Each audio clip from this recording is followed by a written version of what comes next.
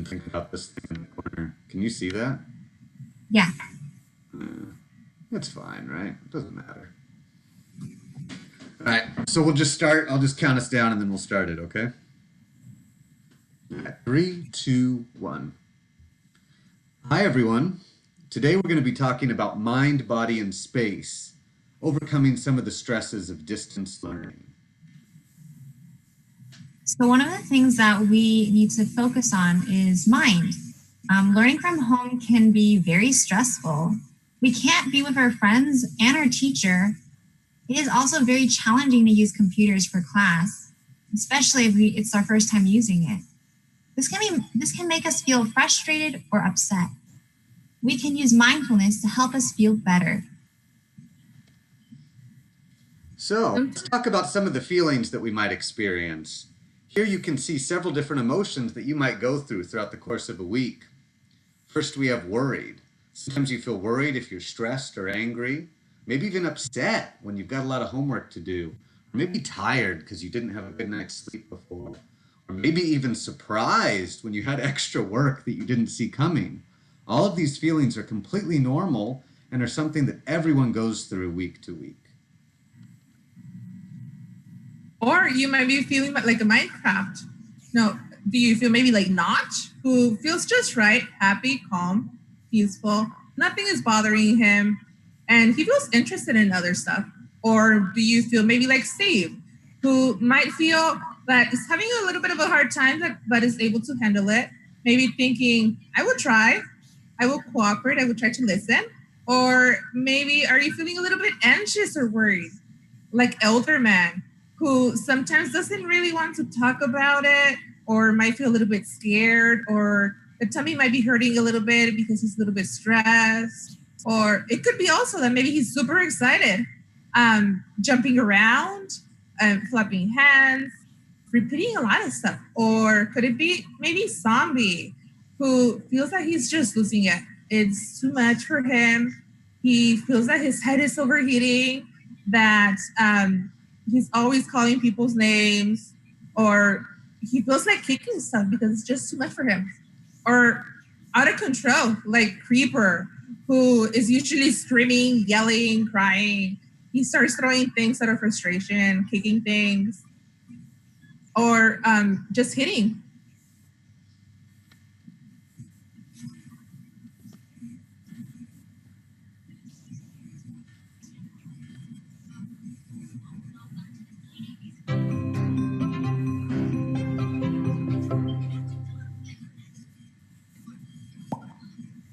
There is a story, usually attributed to the Native American tradition, which illuminates different ways of paying attention. An elder, talking to a child, says, "I have 2 wolves fighting in my heart. One wolf is fearful, vengeful, envious, resentful, and deceitful. The other wolf is compassionate, loving, generous, truthful, and peaceful." The child asks, "Which wolf will win the fight?" The elder responds, "The one I feed." That doesn't mean we try to deny or hurt or kill the angry wolf. If we did that, we'd end up in a long battle, all the while somehow making that wolf more powerful through our hostility and fear. Hating that wolf sucks the strength right out of us. Instead, we calmly pay attention to the angry wolf and let go of believing they have the answers. If we can do that, they end up lying down next to us, no longer an enemy. We help strengthen the kind and loving wolf, giving it nourishment and support so that we can follow it. That peaceful wolf can become our steady companion and show us the way through all kinds of different life experiences. Restful or chaotic, enjoyable or disappointing experiences may come and go, but we can have a guide with us through it all. This is what mindfulness can help you do. Mindfulness allows us to see our thoughts and feelings as they are beginning. It's very powerful to know what we're feeling as we're feeling it, know what we're thinking as we're thinking it. With mindfulness, we can choose what will strengthen and bring into action, and we can choose what we will gently let go of. We don't have to be at the mercy of old habits or old ways of thinking or old ways of being. We are empowered. It just takes practice.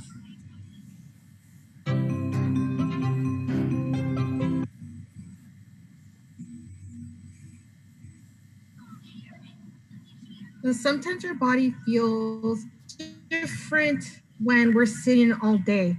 So, for example, if we feel the stiffness or sore when we're sitting all day, maybe we need to pay more attention and take a little stretch.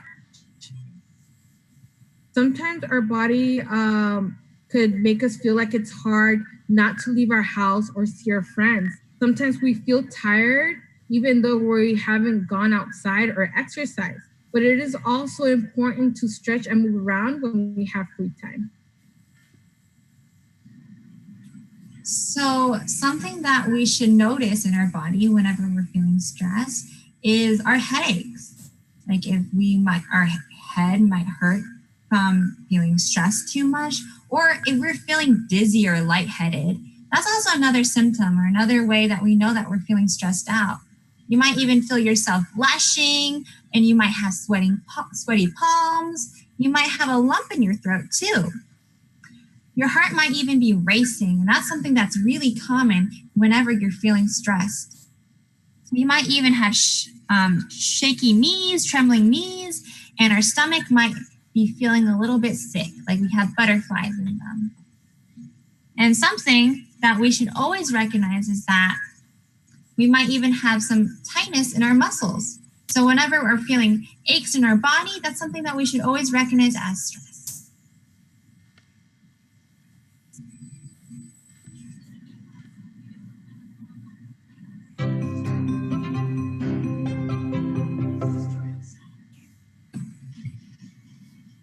One of the most common difficulties with getting to sleep is that people just can't turn their minds off. You might be tired and sluggish all day, but you lay down in bed and all of a sudden your mind just starts going and won't stop. If you find yourself worrying at night when you would rather be sleeping, consider using one of the following strategies. First, distract yourself with interesting and engaging imagery. Involve as many of your physical senses as possible: sight, sound, smell, etc. The more creative and unusual the imagery, the better. These kinds of images can then transfer into dream content, so keep it pleasant and positive. Second, let the worrisome thoughts and images come and go. Don't try to push them out of your head. Trying not to think about something never works for long. Not only will you start to think about these things again, now your arousal will be higher too. Instead, let the negative thoughts play out all the way through. For example, if you think about doing a bad job at a presentation, think about what you'll be doing an hour after it's over. Keep going until the stressful part is over and you're back into your normal life. Don't just replay the worst parts over and over. You can also use mindfulness techniques to focus your attention on something in the present. Worry is about the future, so instead, gently direct your attention to something pleasant in the room. You can always focus on your breathing, but it may also be helpful to focus on a physical sensation, like how warm and soft your blankets feel, or a pleasant night sound, or a nice smell if you have candles or flowers in your room. Anything that helps you focus your attention on something that's happening right now, rather than something that might happen in the future, can be helpful. Finally, there are a number of techniques you can use that might help you feel a pleasant emotion with low arousal. For example, rather than thinking about what might go wrong, try to focus your attention on something that you're looking forward to with joy and optimism. You could also think of something that happened during the last day or two that you are grateful for. It doesn't have to be a big thing. Or you could think of someone in your life who's had a positive impact on you. Maybe a teacher, a coach, a friend, or mentor. Think about what that person meant to you and how they've changed your life. Feeling fortunate or grateful for that person can reduce worry and help you sleep. You can even think about nice things that you have done or that you could do for people close to you. Try to remember how they responded and how you felt when you were kind to them.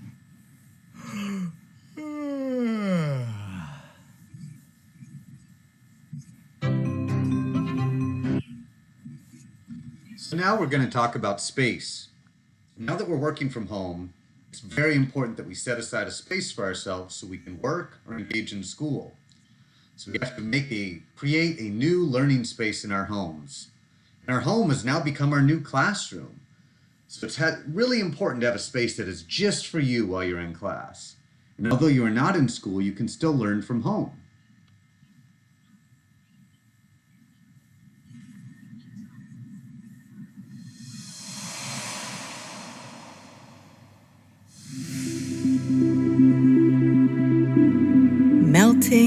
melting, melting. We all have those moments when we freeze. We can't move. We can't think.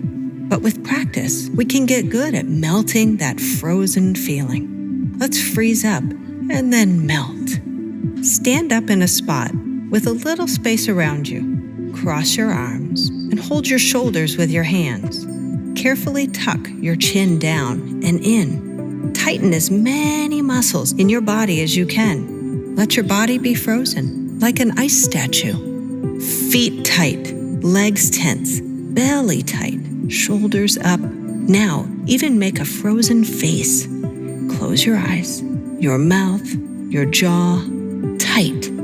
Feeling frozen? Really still? Now, little by little, begin to melt.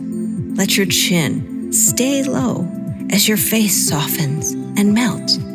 Your jaw opens slightly, your eyes blink open, just a little. Your mouth and cheeks melt and feel soft. You're melting. Let your shoulders melt and go down. Hands let go. Arms glide down to your sides, melting. Let your legs melt too. Soften and bend. Melt. Try to melt all the way to the floor. Down, down, down. Let yourself be a blob, a puddle on the floor. Melted all the way to soft. Exhale long. Once frozen and tight, and now melted, a little more at ease. Let's do it again. This time, choose your own frozen statue. Be creative. Freeze your arms. Freeze your legs. Freeze your face. Make a funny face if you'd like. Freeze there. Tighten. Freeze, freeze, freeze. You're frozen. Close your eyes or keep them open. Stay frozen for just one more moment. Ready to melt? One icy part of you at a time begins to melt. Face, eyes, jaw, head, chin goes down, shoulders drop, fingers soften and droop, hands too, arms float down. You are melting. Let your legs allow you to melt down to the floor. Melt, melt, melt, droop, settle, and rest. Melted. Try to feel at ease here.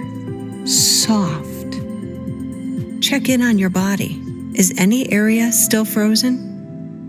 Notice that tightness. Melt it if you wish. Rest here. Breathe. Eyes are open or closed.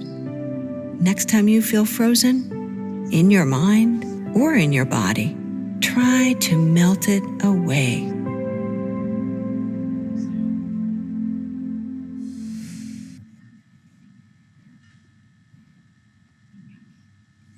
Spirit.